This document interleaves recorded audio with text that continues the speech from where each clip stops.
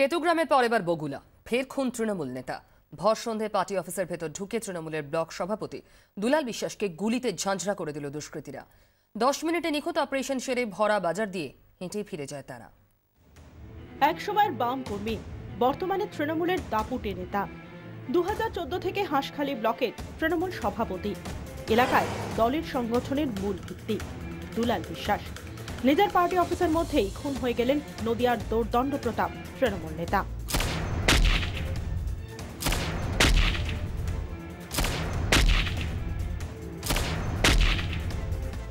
ঘড়িতে তখন সোয়া 8টা।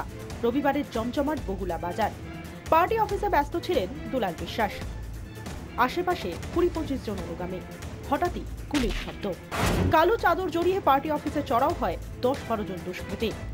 বেশিরভাগের হাতেই ছিল দোনলা বন্দুক, দেশি পিস্তল, চপার। বাইরে কয়েক রাউন্ড গুলি চালানোর পর 3 জন ঢুকে পড়ে পার্টি অফিসের ভিতরে। সরাসরি দুলাল বিশ্বাসকে টার্গেট করে গুলি চালায় একজন। সেই গুলি ফসকায়।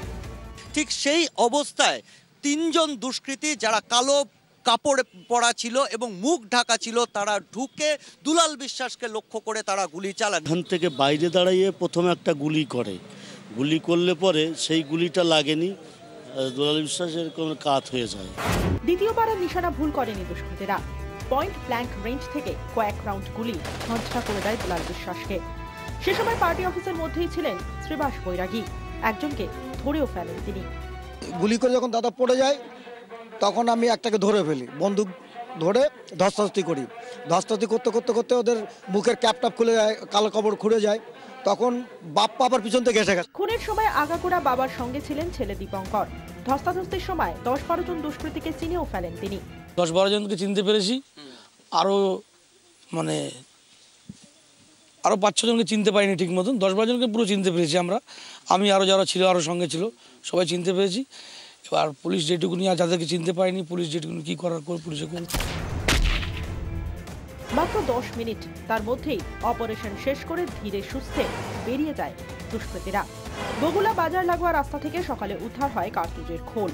গলির মধ্যেই কিন্তু পাওয়া গেল 2টো এমটি কার্ট্রিজ। যে ধরনের বন্দুকের কথা বলছিলেন প্রত্যক্ষদর্শীরা, সুভাষ বৈরাগী থেকে শুরু করে বিকাশ বিশ্বাস বা অন্য যারা প্রত্যক্ষদর্শীরা ছিলেন, সেই কাটা দোনলা বন্দুক, সেই দোলনা বন্দুকেরই কিন্তু 2টো বুলেট এমটি কার্ট্রিজ কিন্তু পাওয়া গেল। সকালবেলা যখন আমরা উঠি তখন আমরা দেখি এখানে একটা কালো ব্যাগ রয়েছে, যে তার মধ্যে একটা দাও রয়েছে আর দাওয়ের উপর রবার পেঁচানো। ঘটনাস্থলে সম্ভবত মারা যান দুলাল বাবু।